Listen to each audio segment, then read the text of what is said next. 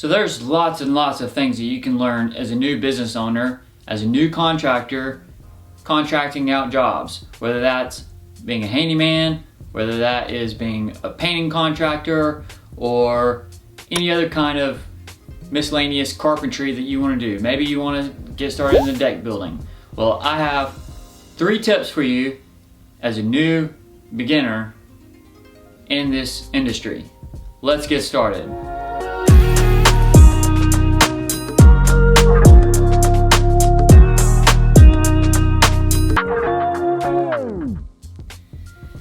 Tip number 1 is going to be dress the part. So a little history. When I first got started, I had probably about 5% confidence. I had a little bit more confidence than that, but I was still nervous. I'd show up on jobs, and I was a young guy. I started when I was in my early 20s, and I would go visit customers, and I wanted them to know that I knew what I was doing. You got this young guy showing up to their house when a lot of times they're expecting a guy in their 40s and 50s to come out and give them a quote on this job. So as a young guy, I wanted them to know that I have experience, that I can do what they're asking me to do with excellence, that their house is not going to fall over after I leave the job. So what I would do was work on my beard. I would make sure I had lots of facial hair, even if it was just a little bit. And I would also wear boots. That's right, boots. I would put on my Wolverines or my cat boots, and I'd make sure that they were big boots, not those little tiny hiking boots, but they were working boots, because my dad and his dad, they wore boots. So to me, that's professional.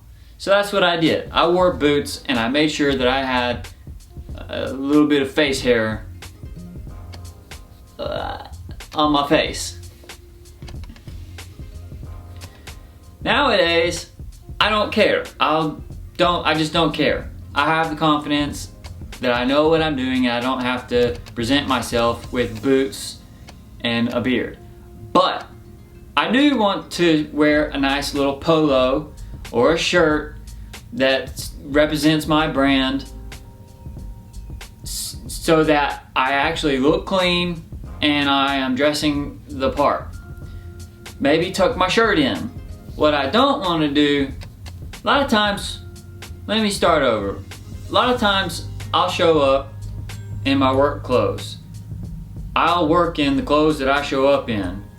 I'm the one that's performing the work. I'm the one who's giving the quote, the bid. But what I don't want to do is show up in some nasty paint pants. I have done that before, where I look like I look bad. I mean, really bad. I'm not saying that you can't win jobs that way, but presentation is everything. I learned that from working in a restaurant. This one time I was working at a deli, and I slapped these sandwiches on a plate, and I put it on the expo. The expo guy came back to me and he says, "Look at this."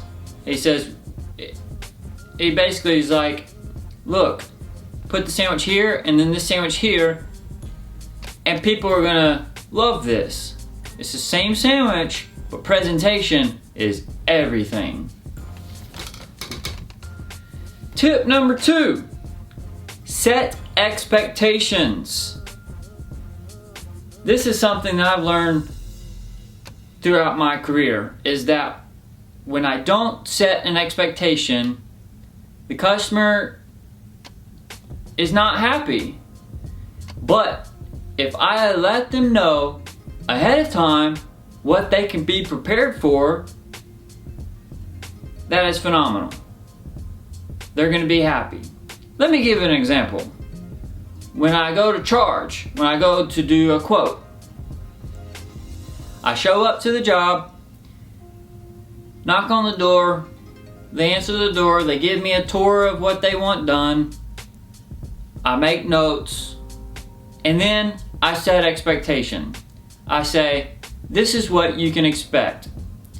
If I don't already write it up and give it to them in person, I tell them,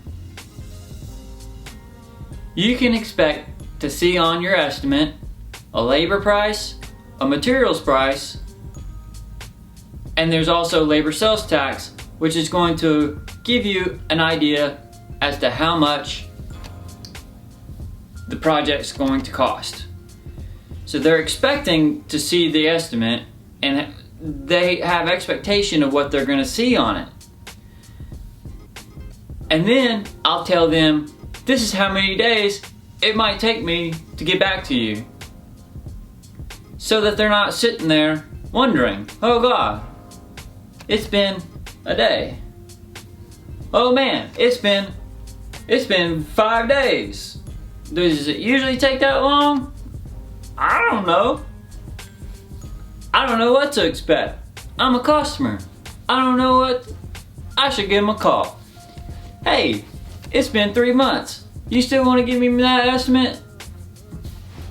So, another thing about setting expectation is give a little explanation of what you're going to do.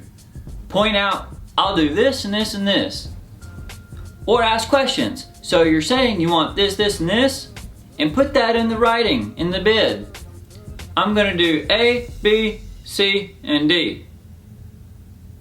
I'm not going to do E, F, and G, but I might go ahead and do Z. Expectation is everything. And my third and final tip is confidence.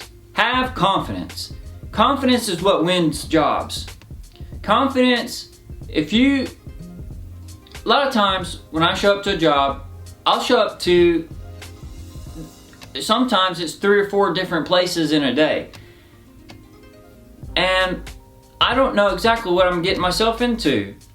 When I first started, that was a little scary. But over time, I gained some experience, and I learned that I'm confident that I can show up and solve this person's problem. And I'm confident that the price that I'm putting on this piece of paper in exchange for solving that person's problem is going to be of extreme value to them and to me. And that's the type of confidence that I carried into different scenarios. Now, confidence is different from arrogance. Arrogance is an exaggeration of your own ability. You want to be sober about what you can perform. You don't want to make stuff up as you go, but you do want to replace those scary feelings of unsure with I am sure. Confidence. Well, I hope all this has been helpful. These are 3 tips for you who are getting started with your handyman company, or your painting business, or you're a new contractor doing contracts. Thanks for stopping by. I'm Chris Silverman, Savvy Silverman Handyman Service. I'll see you next time.